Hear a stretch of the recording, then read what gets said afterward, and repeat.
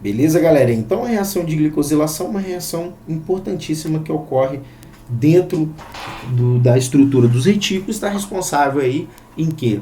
Em marcar essa proteína em alguns casos, tá? Em outros, formar uma glicoproteína de forma final, tá?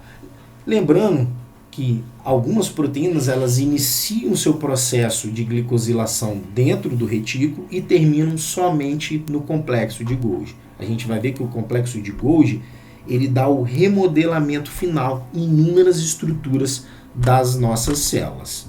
Beleza, galerinha? Então vamos dar continuidade. E aí, pessoal, então a gente viu de modo geral, a partícula reconhecedora reconhece uma sequência dentro de uma proteína e direciona ela para o retículo. Ao longo do retículo, essa proteína vai sofrendo modificações até chegar à sua forma final. E aí, pessoal, a gente tem um outro conjunto de cisternas chamadas de retículo endoplasmático agranular, tá? Ou retículo endoplasmático liso. Por que esse nome? Porque esse retículo não tem ribossomos, então ele aparece como uma estrutura lisa na microscopia, tá? O retículo endoplasmático ele tem outras funções diferentes aí do retículo rugoso. Principalmente a relação e o controle da função da síntese de lipídios, tá? Então, o metabolismo de lipídios, de colesterol, de fosfolipídios, de modo geral, ocorre ao longo da luz do retículo, tá? Outra função importante é a desintoxicação do organismo. Por quê? Dentro dessa organela existe um grande complexo molecular que é chamado de citocromo P450.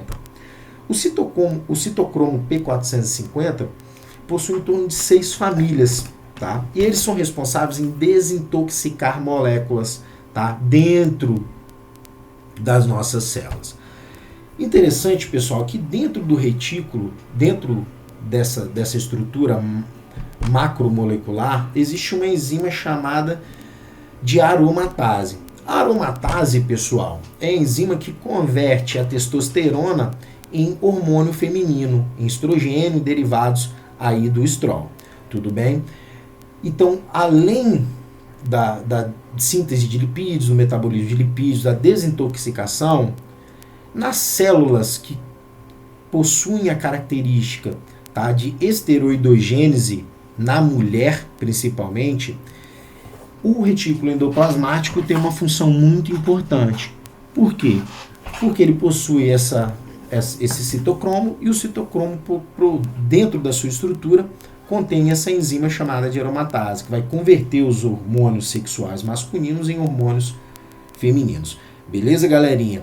Então, por exemplo, as células ovarianas, elas são ricas nessa enzima aromatase, tá? A gente tem essa enzima em outros tecidos? Sim, ela é constitutiva também em outros tecidos, como, por exemplo, na mama, no útero, tá? Tudo bem? Só que ela é mais sintetizada no ovário, que é o local da esteroidogênese feminina. Tudo bem? Aqui, pessoal, a gente também tem uma outra correlação relacionada ao metabolismo de glicogênio, tá? Então a gente pode perceber que o fígado tem essa função no nosso corpo de desintoxicar, de metabolizar lipídios, como um centro do controle metabólico corporal, tudo bem? Então a gente percebe que os hepatócitos, eles possuem então retículos endoplasmáticos lisos bem desenvolvidos, tá? Para realizar as suas inúmeras funções que esse órgão tem.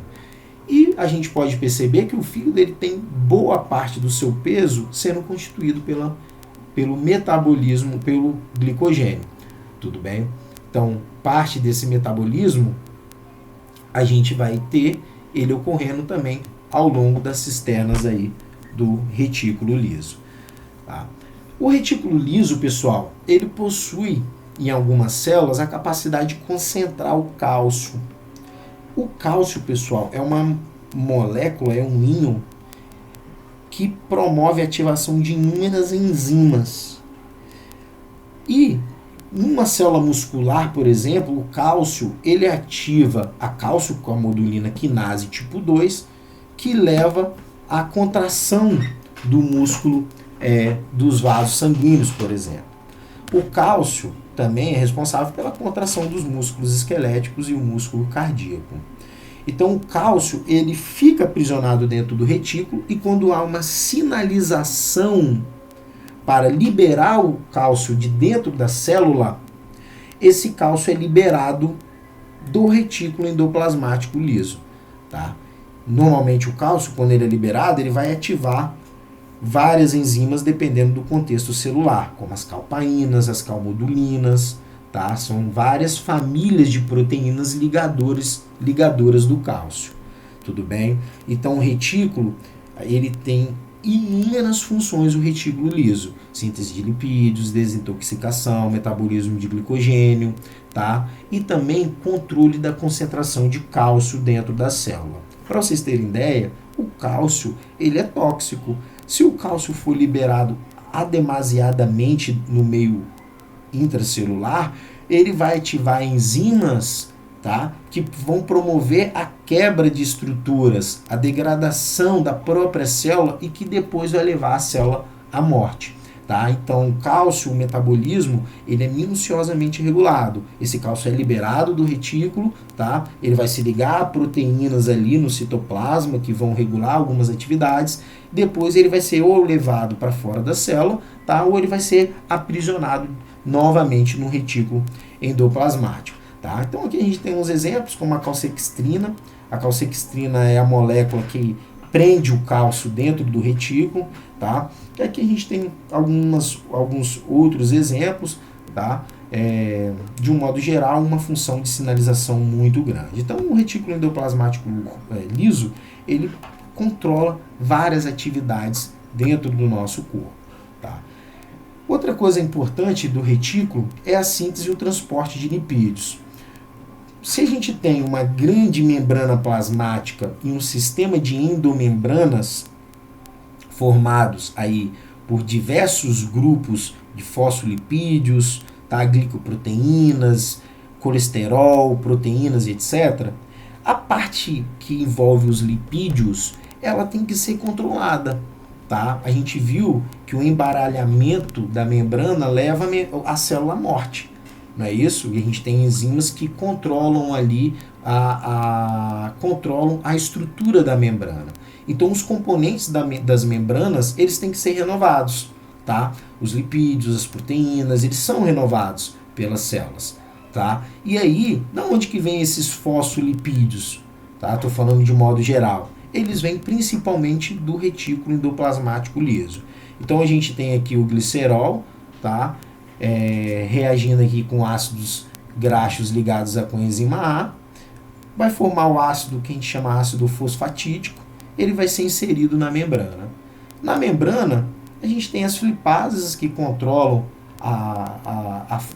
o deslocamento desses fosfolipídios de uma parte da membrana para outra, tá? Só que esse fosfolipídio ele vai sofrer ação de enzimas. Tá? E essas enzimas elas vão fazer modificações nesses fosfolipídios, dando origem àquelas famílias de fosfolipídios que a gente viu, como a fosfatidilcolina, a fosfatidilserina, a fosfatidiletanolamina e etc. Tá? Aqui também a gente tem a participação da P450, transformando o colesterol em ceramida, por exemplo. Tá? Então, esse controle da formação desses constituintes da membrana, eles ocorrem no retículo endoplasmático liso. E a partir do retículo, tá, esses fosfolipídios são direcionados às demais membranas para manter a estrutura e a integridade. Tá? Então aqui à esquerda a gente tem uma membrana do retículo liso rica em lipídios recém-formados, novos, bonitinhos ali formados. Tá? E eles vão ser deslocados, tá, através de proteínas transportadoras de fosfolipídios até membranas de outras estruturas celulares. Tá? E a gente viu o papel das flipases para organizar esses fosfolipídios na membrana. Tudo bem, galera? Aqui a gente tem os lipídios também sendo deslocados através do transporte vesicular. O transporte vesicular, o que é isso, professor? Vou desenhar aqui e a gente vai ver um pouquinho mais sobre isso um pouco mais à frente. Imagine que dentro dessas organelas elas formem vesículas, tá? E essas vesículas elas são ricas em são ricas em compostos aqui dentro, tá? Moléculas, enzimas, proteínas, carboidratos, enfim. Então, cada vesícula dessa, ela vai desempenhar uma função de acordo com as estruturas que estiverem associadas a ela, tá? Então a gente tem aqui, por exemplo, uma proteína marcada com uma vesícula marcada com essa proteína, que essa proteína leva essa vesícula lá para a membrana plasmática. A outra recebe uma proteína aqui, ó, na sua membrana, que marca ela para essa vesícula ser direcionada para o Golgi, aqui para os lisossomos. Isso faz parte de um grande sistema de transporte que é chamado de transporte vesicular. Então, essas organelas, elas tendem a formar vesículas para auxiliar no controle da informação dentro da célula, tá? E aí, normalmente, essas vesículas são direcionadas para o Golgi, para os lisossomos, também para as membranas plasmáticas.